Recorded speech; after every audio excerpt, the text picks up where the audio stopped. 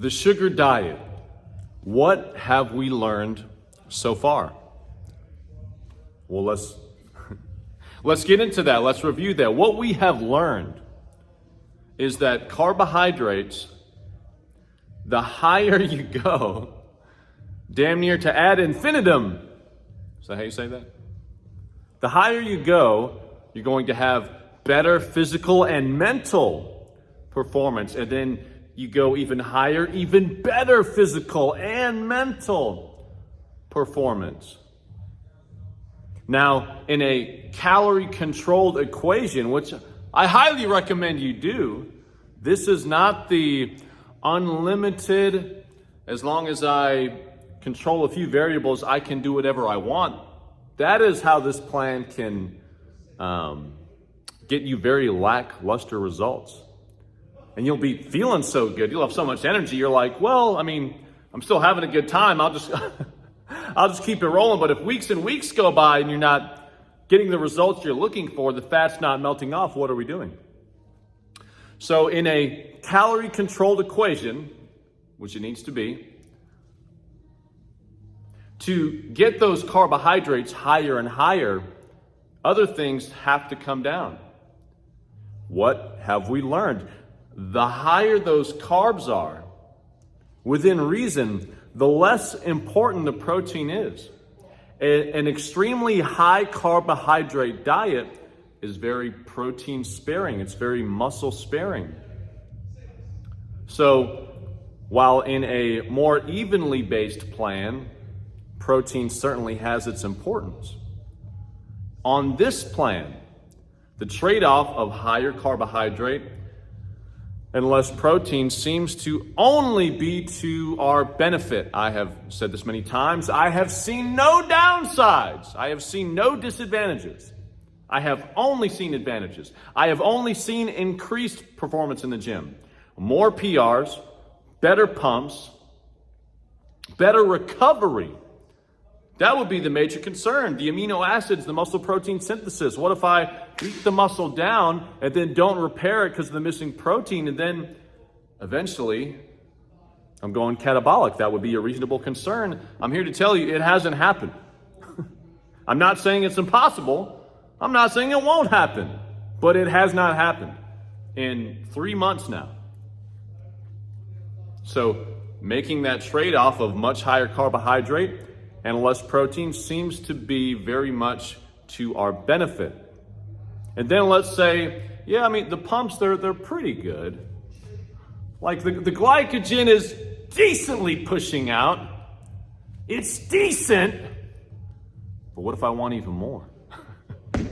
Maybe you're feeling a little greedy. Maybe 10 tablespoons of honey is not enough. And I agree. I'm right there with you. More. I have a new nutrition client. Every day I look at her macros. I message her, more carbohydrates, more. So much more. You're not even close to where I want you. You're 30% of the way there. We need to crank them up. So if you're feeling greedy and you want even higher carbohydrates, what's the other lever we have to pull on? The fats. Historically, the concern of going low fat would be, what about my hormones?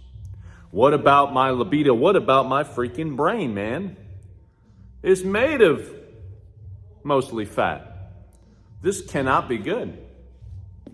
What have we learned on the sugar diet? If there's fat on your body, dietary fat is not as important or required. Am I saying go 0 grams of fat, which is impossible? Am I saying do that for days and days and days and days on end? No, that would be completely unnecessary. As we're getting into this, one thing I want to remind you of is some of the extreme things that can be done in this sugar diet framework are completely unnecessary for you to lose weight. You don't have to sugar fast for 30 days in a row. You don't have to have no fats for days, weeks, and months in a row. It's completely unnecessary for weight loss, which I'm assuming is the goal if you're looking at different diet plans. if you're looking at just a sustainable, I'm already at the weight I want to be at, how do I eat forever? That would come with some changes. We're talking about fat loss on a motherfucker. We're talking about getting peeled. We're talking about getting some shape. We're talking about getting some vascularity. So what we've learned is the fats can be so much lower than we thought. And just like the more moderate protein, me personally, and is this all anecdotal? Yes. But also, if hundreds of people are doing this plan and they're all reporting the same thing, well, this is just unverified science taking place. What we've discovered, myself and the other people doing this plan, is that there's no downsides to the fats being pretty damn low. I have experienced no negatives. Like I said, just like the protein being lowered, I have experienced no negatives.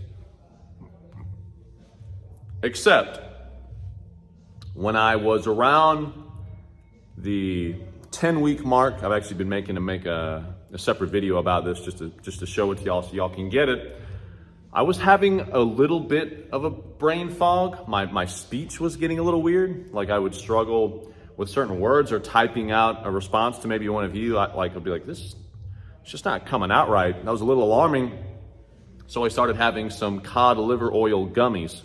And whether it's placebo or not, honestly, the issue vanished immediately. So supplementation is definitely a strategic part of this. If you're manipulating the macros to turn yourself into a fat burning furnace, and then you supplement some iron, supplement some B vitamins if you're not getting it in your week-to-week plan, I'd say that's the smartest way to do this. That's what we've learned. Carbohydrates, crank them to outer space, and your physical and mental performance, your energy, your productivity, your excitement for life itself will blow your mind. Because they're so high, protein can be lower, and it's not a big deal. And fats can be so much lower, it's not even funny. I love the simple message the sugar diet has delivered to us, which is, if you're fat, don't eat fat. Or at least not very much, have very, very little. And if you're not fat, meaning you're lean as hell, you should probably have some fat. How simple is that? How easy to follow is that? That's one of the beauties of this plan. It's very easy to follow. The rules are very simple. I've said a dozen times since I've been documenting this, I have judged fad diets and systems for so many years. I'm like, just track the fucking macros. But I have to admit, even though I am still tracking macros, when you have very clearly defined boundaries and rules and principles, mentally, it's very, very, very easy to follow. I can't tell you how many times I've passed the Oreos at Target, and it's literally not an option. That is like the furthest thing from this plan. High fat, carbs, and sugar, that is not what the sugar diet's about. It's just not a temptation because it's so counter to what I'm doing. It's like I barely think about it. I look at it, I'm like, oh, Oreos. Back in the day, calorie deficit, cravings up and down, mood up and down, willpower up and down. I pass those Oreos, I might grab it, I might crush the whole thing. And it's funny, I would do shit like that and be like, well, at least we'll have a good workout tomorrow. It never happened. It never happened. I can't tell you how many cheat day benders I've had. Ice cream, cookies. Oh my God, you can call me the cookie monster. The number of Wegmans cookies that I've put down in one sitting is alarming.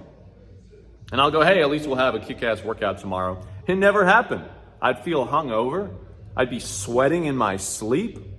The fat and the sugar combined, that's the fucking enemy.